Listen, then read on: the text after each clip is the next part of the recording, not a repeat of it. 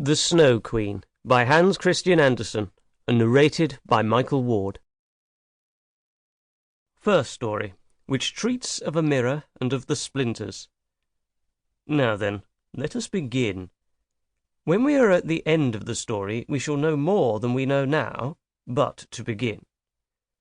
Once upon a time, there was a wicked sprite. Indeed, he was the most mischievous of all sprites. One day he was in a very good humour, for he had made a mirror, with the power of causing all that was good and beautiful when it was reflected therein to look poor and mean. But that which was good for nothing and looked ugly was shown magnified and increased in ugliness. In this mirror the most beautiful landscapes looked like boiled spinach, and the best persons were turned into frights, or appeared to stand on their heads. Their faces were so distorted that they were not to be recognized. If anyone had a mole, you might be sure that it would be magnified and spread over both nose and mouth. "It's glorious fun," said the sprite.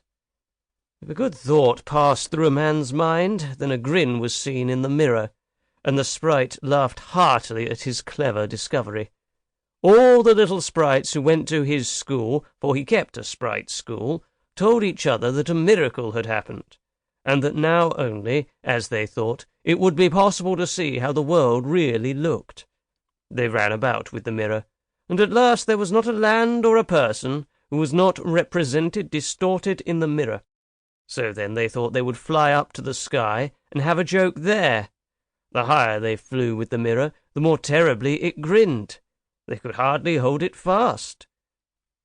Higher and higher still they flew, nearer and nearer to the stars, when suddenly the mirror shook so terribly with grinning that it flew out of their hands and fell to the earth, where it was dashed in 100,000,000 and more pieces. And now it worked much more evil than before, for some of these pieces were hardly so large as a grain of sand, and they flew about in the wide world, and when they got into people's eyes, there they stayed, and then people saw everything perverted, or only had an eye for that which was evil. This happened because the very smallest bit had the same power which the whole mirror had possessed. Some persons even got a splinter in their heart, and then it made one shudder, for their heart became like a lump of ice. Some of the broken pieces were so large that they were used for window panes, through which one could not see one's friends. Other pieces were put in spectacles, and that was a sad affair when people put on their glasses to see well and rightly. Then the wicked sprite laughed till he almost choked, for all this tickled his fancy. The fine splinters still flew about in the air, and now we shall hear what happened next. Second story. A little boy and a little girl.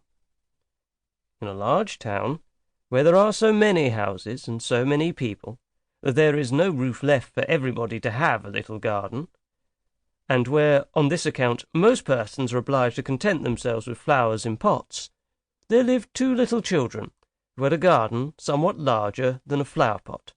They were not brother and sister, but they cared for each other as much as if they were. Their parents lived exactly opposite.